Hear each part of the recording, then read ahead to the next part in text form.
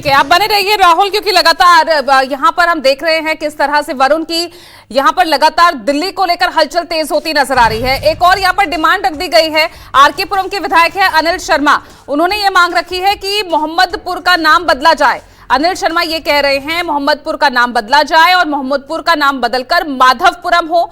उधर नजफगढ़ का नाम भी बदलने की मांग रखी गई है, नजफगढ़ का नाम बदलकर नाहरगढ़ रखा जाए। नमस्कार अध्यक्ष महोदय, आपको पता है कि जो मेरी विधानसभा है वो दिल्ली देहात की विधानसभा है और वहाँ से हरियाणा के 3 बॉर्डर टच करते हैं। जब मुगल शासक बादशाह आलम द्वितीय ने नजफगढ़ को संभाला तो उस टाइम पे हमारे नजफगढ़ पे बड़ा अत्याचार हुआ था।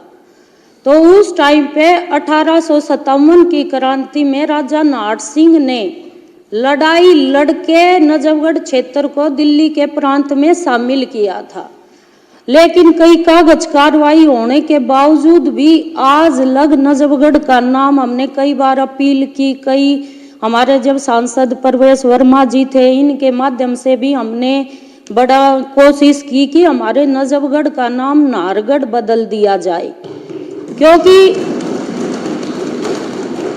जिनसे पूरी दुनिया दुखी, जिनसे पूरा देश दुखी, तो नजफगढ़ तो एक छोटा सा है और वहाँ के लोगों को बड़ी उम्मीद है कि वहाँ के राजाओं ने अपने अस्तित्व के लिए जो लड़ाई लड़ी, उस अस्तित्व को स्थापित करने में हम एक मिलकर आवाज उठाए। और मुझे आपसे बड़ी उम्मीद है कि इस लड़ाई में पूरा सदन, आदरणीय हमारी सीएम साहिबा जी और आप सब मेरा सपोर्ट करेंगे।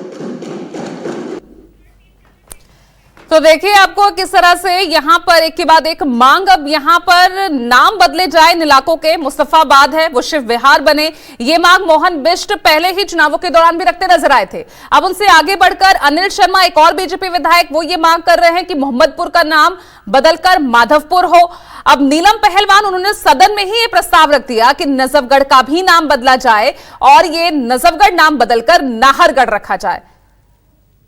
तो इस तरह से एक के बाद एक विधानसभाओं का नाम बदला जाए। मुस्तफाबाद शिव विहार बने, मोहम्मदपुर माधवपुर बने, नजफगढ़ नाहरगढ़ बने। लगातार अब यहां पर बीजेपी विधायकों की ये मांग सामने आ रही है, इनके नाम बदले जाएं।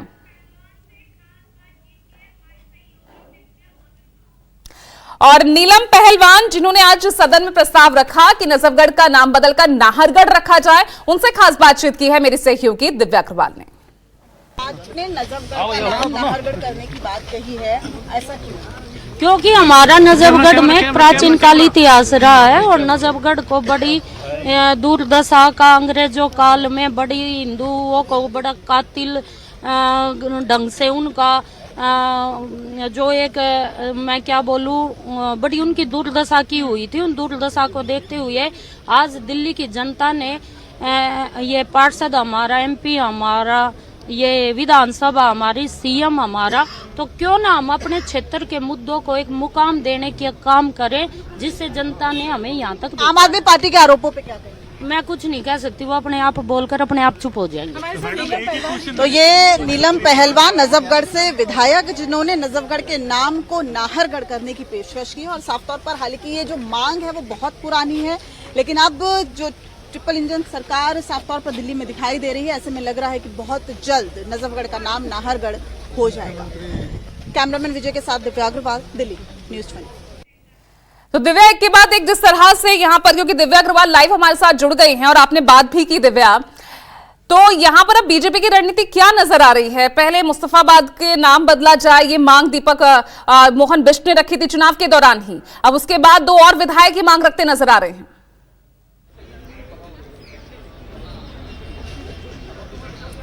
बिल्कुल पूजा, और अभी कुछ ही देर पहले, कुछ मिनटों पहले मेरी मुलाकात मोहन सिंह बिष्ट से हुई थी, जो कि 2 बजे माना जा रहा है कि निर्विरोध जो है वो डिप्टी स्पीकर बना दिए जाएंगे। यानी स्पीकर महोदय जब अपने पद पर नहीं होंगे तब डिप्टी स्पीकर के पद पर मोहन सिंह बिष्ट रहेंगे और जाहिर तौर पर जो उस पद पर आसीन रहता है उसका ही अधिकार क्षेत्र हो जाता है कि एक एक करके जो भी प्रस्ताव आए वो पारित कर दे। तो मोहन सिंह बिष्ट ने न्यूज़ 24 से साफ कहा कि अभी तो सिर्फ नाम बदलने की बात की जा रही है, नाम बदले जाएंगे।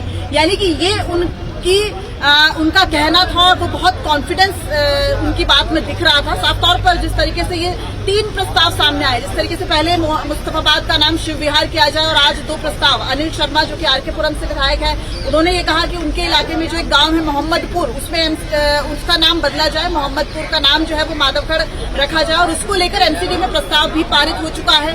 अब जो नीलम पहलवान है जो कि नजफगढ़ से विधायक है, उन्होंने ये कहा कि ये प्रस्ताव वो आज रखती हैं कि नजफगढ़ का नाम जो है वो नाहरगढ़ किया जाए। तो ये प्रस्ताव जो है वो पहले भी लाया जा चुका था, तमाम प्रस्ताव पहले लाए जा चुके थे। अब सिर्फ दिल्ली विधानसभा से प्रस्ताव पास होने हैं, उसके बाद ये सीधा राष्ट्रपति के पास जाएंगे, वहां से अधिसूचना जारी होगी और उसके बाद नाम जो है वो बदल दिए जाएंगे।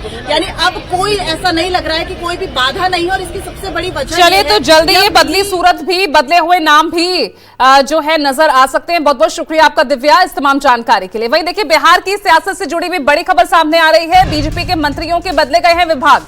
बड़ी खबर इस वक्त की, सम्राट चौधरी को छोड़कर सभी के विभाग बदले गए हैं। इनमें प्रमुखतः जो सबसे ज्यादा इस वक्त चौंका रहा है विजय सिन्हा, उनको कृषि और खनन विभाग दिया गया है। नितिन नबीव को पथ निर्माण विभाग दिया गया है जो कि इससे पहले विजय सिन्हा के पास था।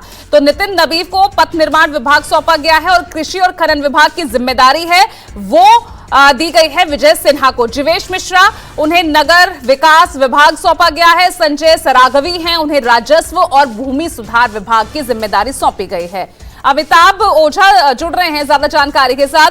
अमिताभ, इन बदले गए विभागों में कुछ अजीब सा कुछ दिख रहा है, कुछ चौंकाने वाला, खासतौर से विजय सिन्हा जिनसे पथ निर्माण लेकर उन्हें कृषि और खनन विभाग की जिम्मेदारी सौंपी गई।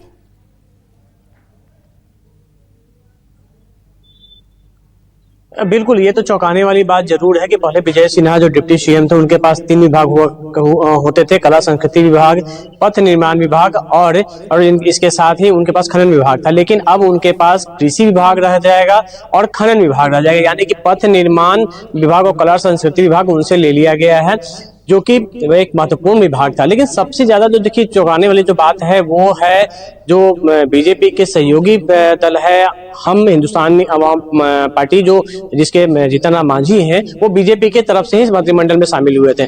उनके बेटे संतोष सुमन के पास 3 विभाग थे, सूचना एवं प्रौद्योगिकी विभाग, आपदा प्रबंधन विभाग और लघु सिंचाई विभाग।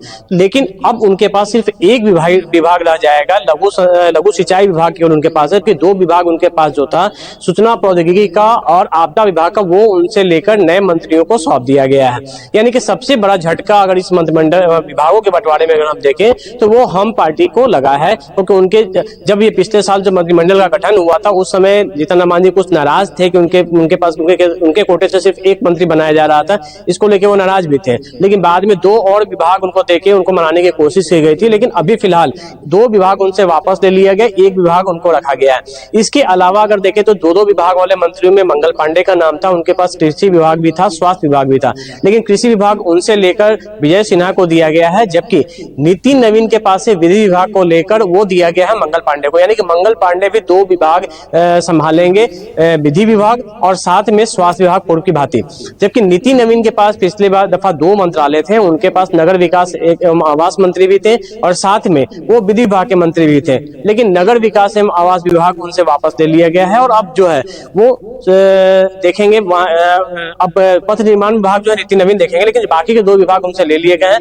वो दोनों विभाग अलग अलग मंत्रियों को दिए गए। जीवेश मिश्रा को नगर विकास एवं आवास विभाग का मंत्री बनाया गया है। चलिए देखते हैं बीजेपी की क्या आगे रणनीति होती है, क्योंकि कई सारे ऐसे बदलाव इस वक्त हो रहे हैं जो वाकई में यहाँ चौंका रहे हैं और सवाल भी यहाँ पर फिर विपक्ष उठाता हुआ नजर आ रहा है। बहुत बहुत शुक्रिया अमिताभ इस तमाम जानकारी के लिए। वहीं देखिए एक और बड़ी खबर महाकुंभ से जुड़ी है, क्योंकि आज महाकुंभ का औपचारिक समापन कर दिया गया है। संगम पर सीएम योगी ने विशेष पूजा की। पूजा के बाद संगम में योगी ने साफ सफाई भी की। सीएम योगी ने सफाई कर्मचारियों को सम्मानित किया। सफाई कर्मियों के साथ सीएम ने भोजन भी किया। तस्वीरें आप देखिए, ये 4 तस्वीरें आपको दिखा रहे हैं जो कि सीधे तौर पर दिखा रहे हैं कि आज किस तरह से महाकुंभ के इस भव्य आयोजन का समापन, औपचारिक समापन हुआ है। सबसे पहले सीएम योगी आदित्यनाथ संगम पर पहुंचे, वहां पूजा अर्चना की, उसके बाद अरेल घाट पर पहुंचे, वहां साफ सफाई कर एक बड़ा संदेश देते नजर आए और इसके बाद इस महाकुंभ के दौरान जो तमाम सफाई कर्मी महाकुंभ के आयोजन में लगे रहे, कार्यरत रहे, उन्हें सम्मानित करते नजर आए। और फिर आखिरी तस्वीर देखिए कि किस तरह से एक और नया संदेश यहां सफाई कर्मियों के साथ भोजन भी करते नजर आए सीएम योगी आदित्यनाथ।